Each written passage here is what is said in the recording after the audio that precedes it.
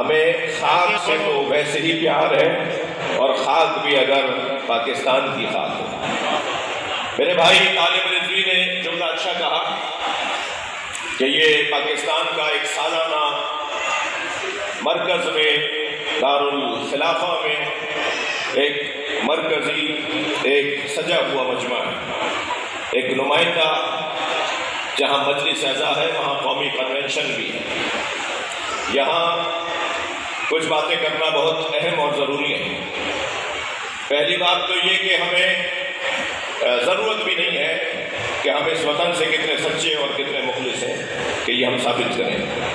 ہمارا اس وطن سے سچا ہونا اور مخلص ہونا بے وجوہ مختلف دلائل کی بنیاد پر بہت روشن ہے۔ وہ سارے دلائل بیان کرنا اس وقت مطلوب اور مقصد بھی نہیں ہے۔ اس وطن کے ہم کتنے سچے ہیں، یہ وطن ایک سنی نے سوچا تھا، ایک شیعہ نے بنایا تھا۔ علامہ اقبال نہیں، اگر نعرہ بھی لگانا ہے تو سچ کے نعرہ لگانا۔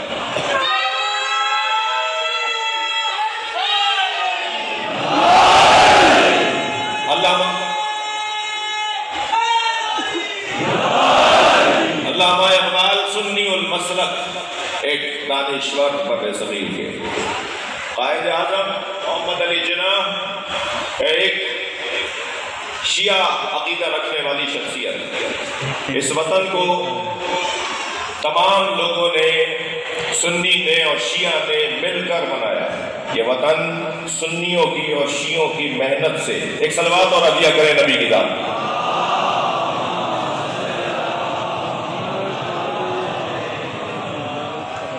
اس سے بلند صلوات پڑھ سکتے ہیں؟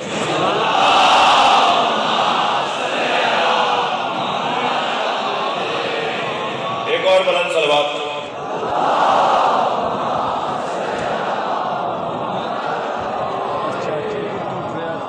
یہ وطن ہمارا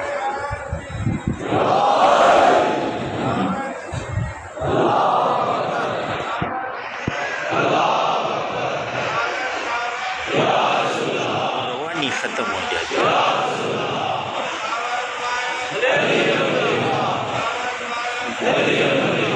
موقع دو تھوڑا کیا ہو پاکستان بنتے وقت بھی سب نے مل کر اس کی تشکیل میں اپنا برابر کا حصہ رکھا۔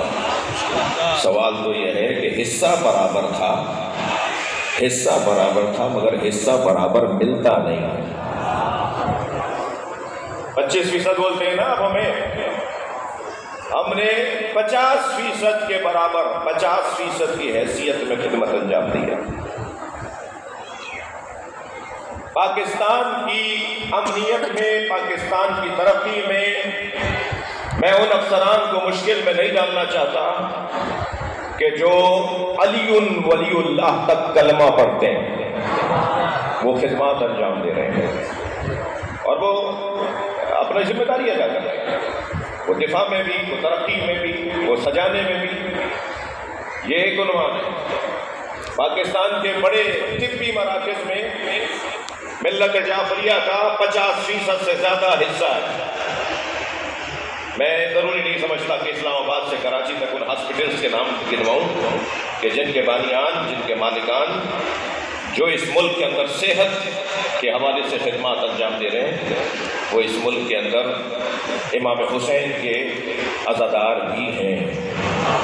بے شک ہے دفاعی اعتبار سے لے لیں، مختلف سرکاری اداروں میں لے لیں، مختلف طبی مراکز میں لے لیں، مختلف تعلیمی مراکز میں لے لیں، ان تمام دلائل کے بعد ایک دلیل وہ یہ کہ جب ہمیں اس ملک میں مارا جاتا ہے تو یہ پاکستانی شہری شیعہ امام حسین کا عزادار سوائے پاکستان زندہ باد کے کچھ اور سوچتا بھی نہیں۔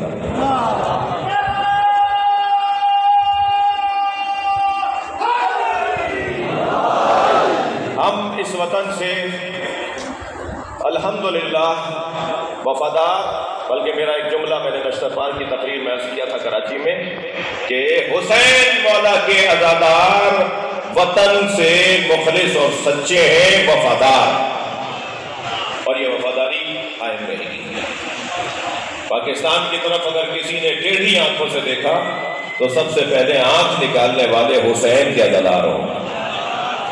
حسین مولا کے عزادار ذمہ دار ہیں، ہمیں اس وطن سے پیار ہے۔ میں نے اس آیت کا انتخاب ایک سبب یہ بھی تھا کہ جو آپ کے سامنے تلاوت کیا، اس وطن سے، اس خاک سے ہمیں پیار ہے۔ ویسے بھی میں ایک جملہ کہوں، حسین مولا کے چاہنے والے، علی مولا کے چاہنے والے، اچھا یہ بات پھر بار بار کرنے کی ضرورت نہیں ہے مگر کہہ دیتا ہوں، جب ہم عزاداروں کی بات کرتے ہیں تو عزادار صرف شیعہ نہیں ہے۔ سائیں سندھ سے تعلق رکھتے ہیں، سندھ کا تو ہندو بھی علی مدد بولتا ہے، سندھ کا سنی بھی گھر پہ علم لگاتا ہے، حیدرآباد میں، نواب شاہ میں، میرپور خاص میں، خیرپور میں اکثر جلوس اہل سنت کے ہیں جو نکلتے ہیں۔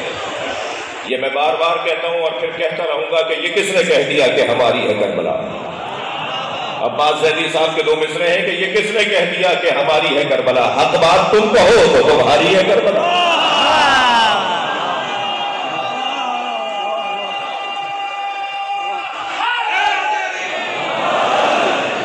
اور پھر ہر مجلس کا، ہر مجلس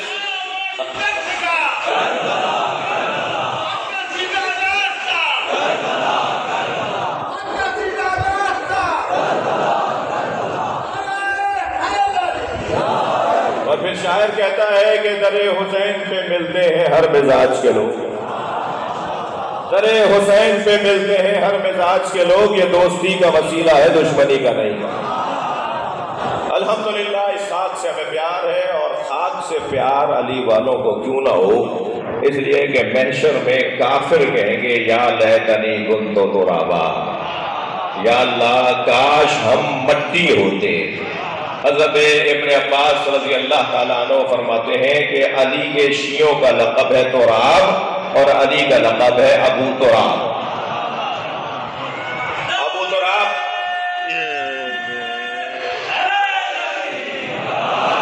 ابو تراب مولا علی کا لقب، اور مولا علی کے چاہنے والوں کا لقب تراب۔ کاش ہم علی کے چاہنے والے ہوتے۔ یہ محشر میں کافر، قرآن کی آیت پڑھی ہے میں نے، کاش ہم تراب ہوتے، مٹی ہوتے۔ حضرت ابن عباس فرماتے ہیں علی کے شیعوں کا لقب ہے تراب۔ شیعوں کو مٹی تراب اس لیے کہتے ہیں کہ یہ علی کے آگے پیچھے رہتے ہیں، ہمیں سوائے مولا علی کے کوئی نظر نہیں آتا۔ کچھ دیر کے لیے کوئی ناراض ہو تو اس کو مبارک ہو، ہمیں مولا علی کے علاوہ کوئی اور نظر نہیں آتا، اس لیے کہ مولا علی کے علاوہ کوئی ہے بھی نہیں۔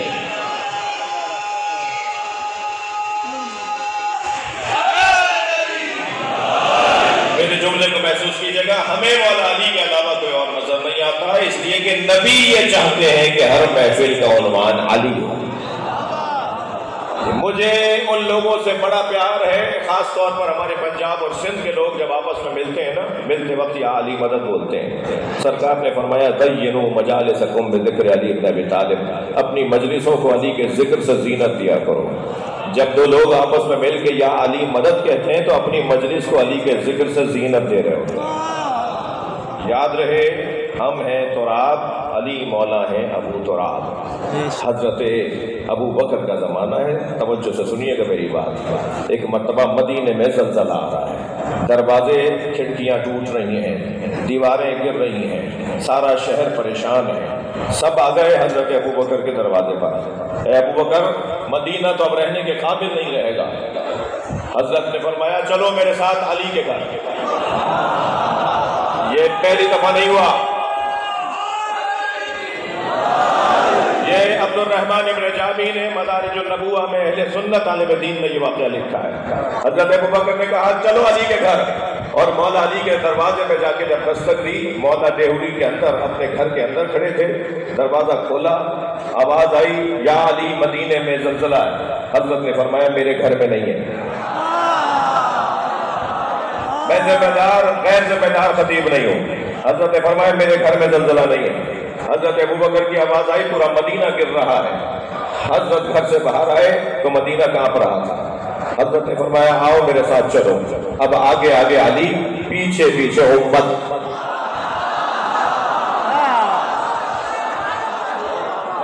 اور اس زبردست انداز سے مولا علی آگے جا رہے ہیں اور پیچھے حضرت ابوبکر ہیں، ان کے ساتھ ساری امت ہے، اور علی مولا کے آگے چلنے پہ ساری امت کو اتفاق ہے۔ پہنچے ہیں ایک قلعے کے قریب، وہاں بیٹھے